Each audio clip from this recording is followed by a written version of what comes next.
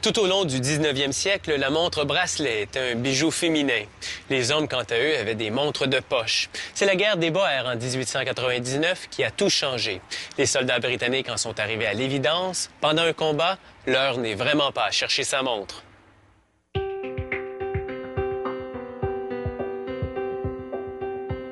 L'art de la fabrication des montres de poche n'a pas beaucoup changé depuis l'époque où elles étaient en vogue.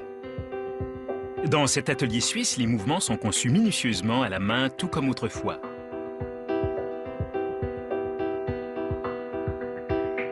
L'horloger commence par polir les pièces jusqu'à ce qu'elles aient un fini miroir. Pour ce faire, il mélange des huiles de lavande et d'amande à la pâte de diamant. L'horloger extrait une pièce cruciale, la cage, de sa solution de stockage. Il la place sur la pâte puis frotte le tout contre un bloc de zinc qui polit la pièce.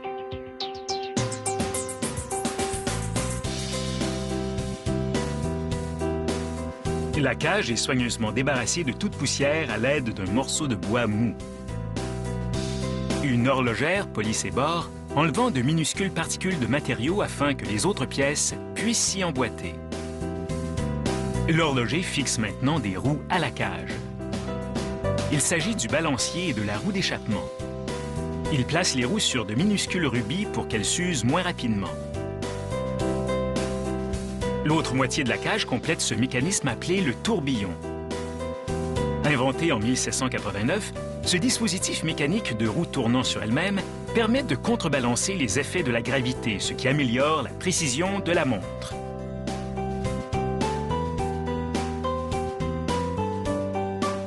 L'horloger agrandit l'assemblage et projette l'image sur un écran afin de vérifier que les roues et les bascules interagissent correctement. Il place ensuite un ressort spirale dans un barillet. C'est le ressort moteur qui active les roues de la montre.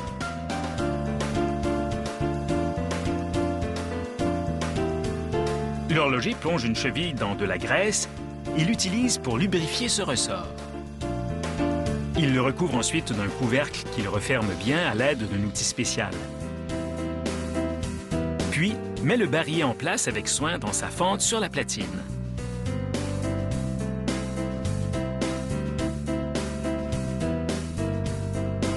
L'horloger installe maintenant une autre série de roues sur la platine. Elles transféreront l'énergie du ressort au tourbillon.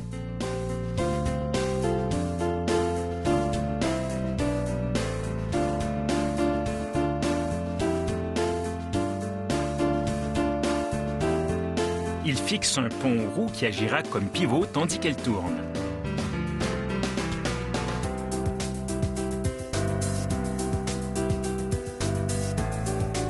Encore un peu de graisse pour que ces roues tournent bien. Maintenant que le barillet et ses roues de transmission sont assemblés, on en arrive à une étape cruciale.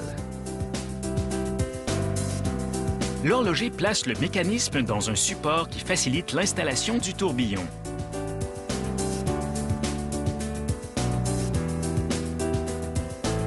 C'est un travail complexe. La cage doit être parfaitement positionnée pour que les roues captent l'énergie du ressort.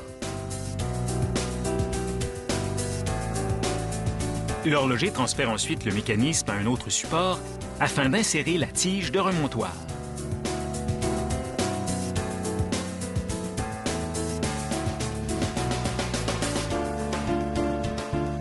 Il procède maintenant à un peu de finition en gravant un motif circulaire sur une plaque d'appui. Cette finition haut de gamme s'appelle du perlage.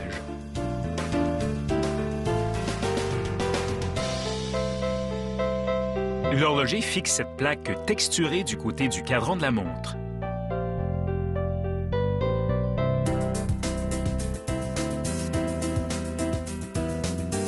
Il relie d'autres roues, dont une numérotée, à cette plaque.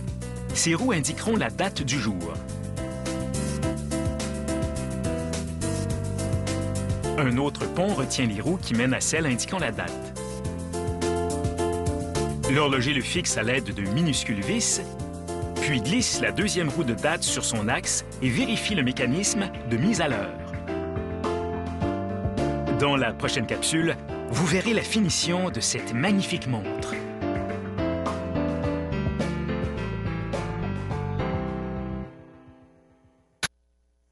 Même à l'heure des montres bracelets numériques ou électroniques, la montre mécanique a encore un attrait. En fait, son mécanisme est peut-être parmi les plus complexes au monde. Pas étonnant alors que certaines de ces montres valent plusieurs centaines de milliers de dollars. À ce prix, c'est véritablement un objet de luxe.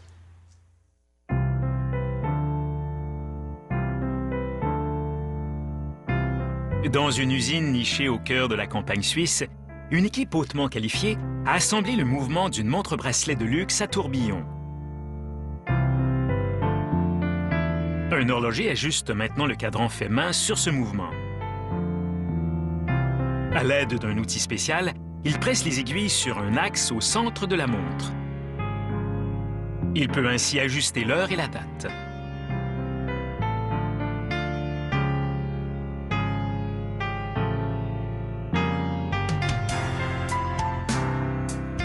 Cette montre sera enchâssée dans des lunettes de 18 carats d'or rouge, protégées des éléments par des rondelles de caoutchouc.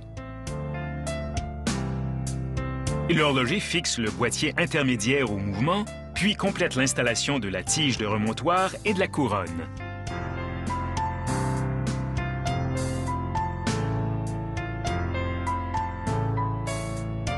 Il lubrifie le pont pour le système de remontage automatique, puis y grave un motif nervuré en parallèle.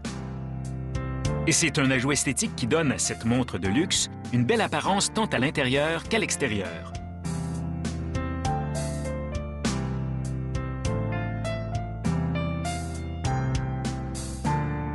Une fois le pont orné de pierres, il est prêt à être installé au centre de la montre. Les pierres empêcheront les pièces de frotter les unes contre les autres et ainsi de s'user.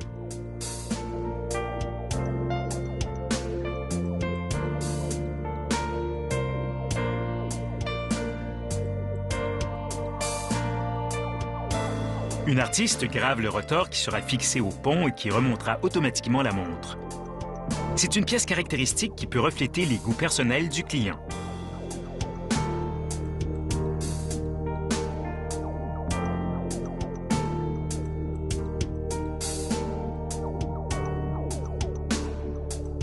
Cet élégant rotor est prêt à être fixé au pont.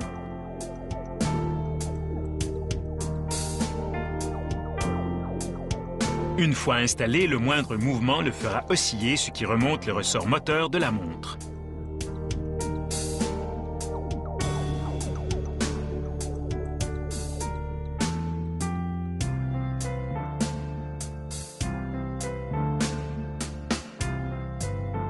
L'horloger recouvre maintenant cette véritable œuvre d'art d'un dôme en verre, puis enlève la poussière de la prochaine lunette en or. Il nettoie soigneusement cette fenêtre de saphir transparent, car la moindre poussière pourrait entraver le mouvement de la montre. Il place la lunette avant sur la montre, puis à l'aide d'un outil spécial, appuie pour bien la mettre en place. Cette manœuvre permet aussi de coincer la rondelle de caoutchouc entre la lunette et la montre afin de créer un joint étanche. Cette montre pourra ainsi résister à l'eau jusqu'à une profondeur de 100 mètres. Le boîtier arrière est vissé afin qu'il puisse être retiré pour procéder aux entretiens requis pendant la durée de vie de la montre. À l'aide d'un autre outil spécial, l'horloger serre le boîtier à la bonne tension. Il inspecte ensuite la montre pour vérifier que le rotor tourne librement dans le boîtier. On procède alors à une analyse informatique du mouvement. Un dispositif retient la montre et simule des mouvements de poignet, tandis qu'un ordinateur évalue sa précision.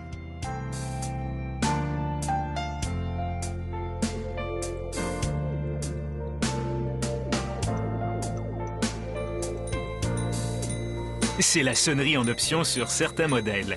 Lorsqu'elle est activée, elle carillonne au moment demandé.